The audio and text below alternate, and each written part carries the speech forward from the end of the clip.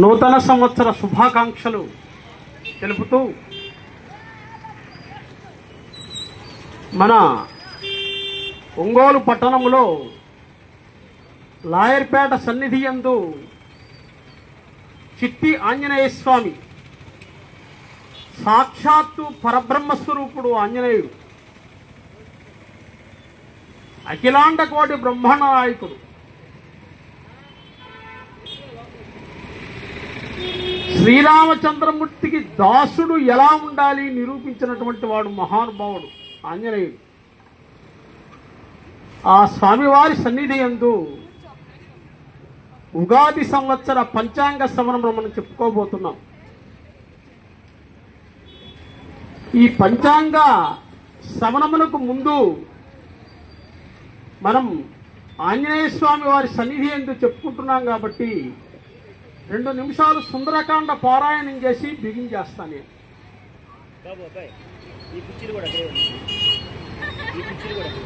యవ్వాని పాదాల మువ్వలై రవలించు బ్రహ్మాండ గోళాల ప్రదతినియతి,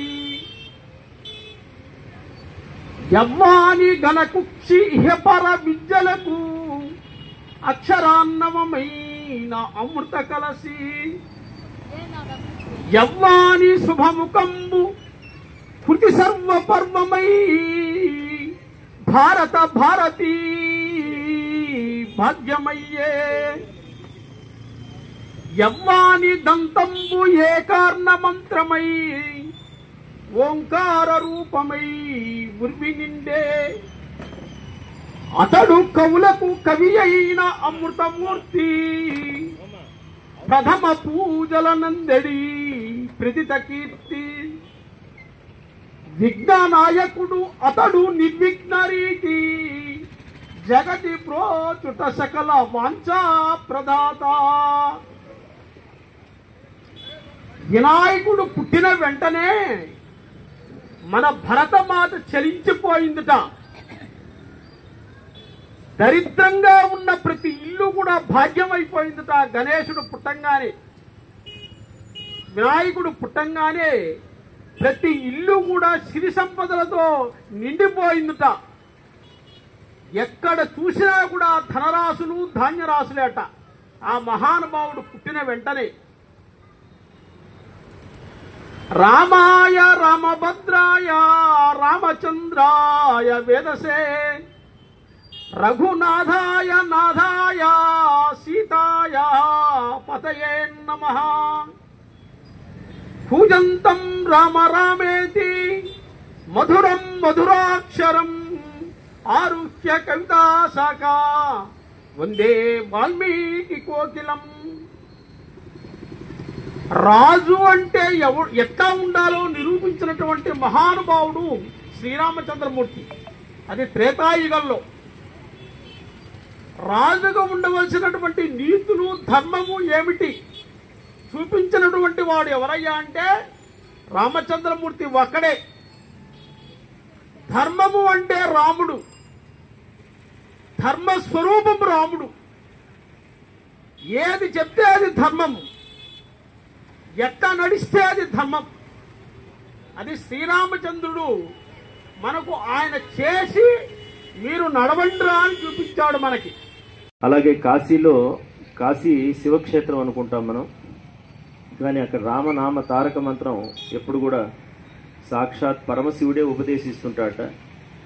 అటువంటి అంటే భేదం మనం చూపుతున్నాం, భేదం చూపకూడదు. ఇప్పుడున్నటువంటి పరిస్థితుల్లో సంఘటితంగా అందరూ కూడా ఉండి మనం భగవంతుడి యొక్క కార్యక్రమాన్ని మనమంతా కూడా సనాతనమైనటువంటి ధర్మాన్ని స్థాపించాల్సినటువంటి విషయం, అందరూ కూడా చేయాల్సినటువంటి విషయం. అందువల్ల అందరికీ కూడా స్వామివారి యొక్క అనుగ్రహం కలుగా. కానీ ఈ విశ్వావసునామ సంవత్సరం ఆయురారోగ్యాలు కలిగి, సుఖ సంపదలు కలిగి, శాంతి సౌభాగ్యాలతోటి, పాడి పంటలతోటి ఆ భగవంతుడి అనుగ్రహం కలుగుగా కానీ ప్రార్థిస్తున్నాం.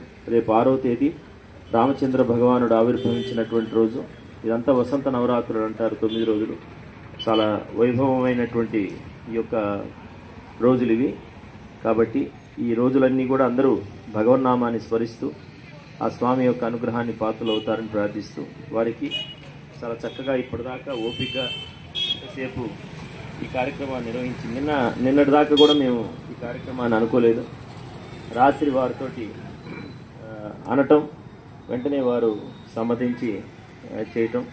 ఎన్నో ధార్మిక కార్యక్రమాల్లో పాల్గొంటుంటారు, ధార్మిక ఉపన్యాసాలు చేస్తుంటారు. ముఖ్యంగా శ్రీగిరి పౌర్ణమి నాడు శ్రీగిరి చుట్టూ పరిక్రమ జరుగుతుంటుంది, ప్రదక్షిణ. ఆ కార్యక్రమంలో పాల్గొంటుంటారు. ఇలాంటి వారి యొక్క అవసరం మన సమాజానికి కావాలి కాబట్టి వారికి యథాతథంగా భగవంతుని ఇక్కడ మా రాధా గోవింద ఆశ్రమం స్వామివారి యొక్క మన సప్తాహం జరిగినటువంటి చిత్రపటం. జై శ్రీరామ్, జై శ్రీరామ్, జై శ్రీరామ్, జై శ్రీరామ్. చాలా సంతోషం. చిట్టి ఆంజనేయ స్వామి వారి సన్నిధి యందు నాకు ఈ అవకాశము సాక్షాత్తు రామచంద్రమూర్తే హనుమంతుడి ద్వారా మన అర్చక స్వామి హృదయంలో దొరబడి నాకు తోటి అన్నాడు, మీకు చెప్పాలండి అని. తప్పనిసరిగా చెప్తాను. ఇది రామచంద్రమూర్తి ఇచ్చిన అనుజ్ఞ అనుకుని నేను ఈ రోజున ఈ నూతన సంవత్సర పంచాంగ శ్రవణాన్ని చెప్పటం చాలా అదృష్టకరంగా నేను భావిస్తూ, ఇలాంటి ధార్మిక ఉపన్యాసాలు ఈ పంచాంగ శ్రవణమే కాదు, ఈ ధార్మిక ఉపన్యాసాలు కూడా ఇక్కడ ఎన్నెన్నో జరగాలని మన అర్చక స్వామిని నేను కావాలని కోరుకుంటూ హృదయపూర్వకంగా నేను సెలవు తీసుకుంటున్నాను. చాలా సంతోషం. స్వస్తి ప్రజాప్త పరిపాలయంతాం న్యాయేన మార్గేణ మహిమహిషాం గోబ్రాహ్మణేభ్యః సుఖమస్తు నిత్యం లోకా సమస్తా సుఖినో భవంతు. సర్వే జనాః సర్వే భక్తాః సర్వే భాగవతాః సుఖినో భవంతు. సమస్త సన్మంగళాని భవంతు. చూడండి ఎంత సనాతన ధర్మం ఎంత గొప్పదంటే, మన దేవాలయాల్లో కానీ మనం కానీ ఎవరిని కూడా ఏ ఇతర మతాన్ని, ఇతర సాంప్రదాయాన్ని, ఇతర దేవుళ్ళని ఎక్కడ కూడా కించపరిచినట్టు కానీ, మాట్లాడినట్టు కానీ, తోలనాడినట్టు కానీ ఏ పురాణ పండితులు కానీ ఎక్కడ కూడా ఉండదు. కానీ ఉదయం లేస్తే మనం వింటుంటాం, చేస్తుంటాం, మీ రామాయణం ఇట్లా, మీ భారతం ఇట్లా, మీ భాగవతం ఇట్లా, మీ కృష్ణుడు అట్లా, మీ రాముడు ఇట్లా. ఇది మన దేశంలో చూడండి ఎంత గడ్డు పరిస్థితులు అంటే ఇవి. మన దేశంలో ఉండి మన దేశంలో ఉన్నటువంటి సాంప్రదాయాల్ని, మన దేశంలో ఉన్న పురాణాలని, మన దేశంలో ఉన్నటువంటి వాటిని కించపరుస్తున్నారంటే ఎంతటి ఇదైన పరిస్థితి చూడండి, కలియుగ ప్రభావం కాకపోతే. కాబట్టి మన ధర్మమే మనకి యతో ధర్మస్తతో జయ అని, మన ధర్మమే మనల్ని కాపాడుతుంది. భగవంతుడే రక్ష. జై శ్రీరామ్. అంటే ప్రముఖులు మన పున్నూరి శ్రీనివాసరావు గారు వచ్చారు, చాలా సంతోషదాయకం. విశ్వావసు, విశ్వం అంటే విశ్వం మొత్తానికి కూడా, వసు అంటే ధనాన్ని కల్పించే సంవత్సరము విశ్వావసు సంవత్సరము. అందుకని దీనిని విశ్వావసు నామ సంవత్సరము అన్నారు. ఈ సంవత్సరంలో మనకి ప్రధానంగా ఏం చెప్పారయ్యా అంటే, ఈ రోజు మనం ఫస్ట్ బ్రాహ్మీ ముహూర్తంలో లేవాలి. బ్రాహ్మీ ముహూర్తంలో లేచి చేయవలసిన విధి ఏమిటయ్యా అంటే, మొట్టమొదట దేవాలయ సన్నిధికి రావాలి. దేవాలయ సన్నిధికి వచ్చి ఆ స్వామివారిని దర్శనం చేసుకొని, మీకు శక్తి ఉంటే అష్టోత్తరము సహస్రనామాలు చేయించుకొని మీ కాలకృత్యాలకి మీరు వెళ్ళవచ్చు. తర్వాత ఈ రోజు చేయవలసినటువంటి విధి విధానం అది అయిపోతుంది.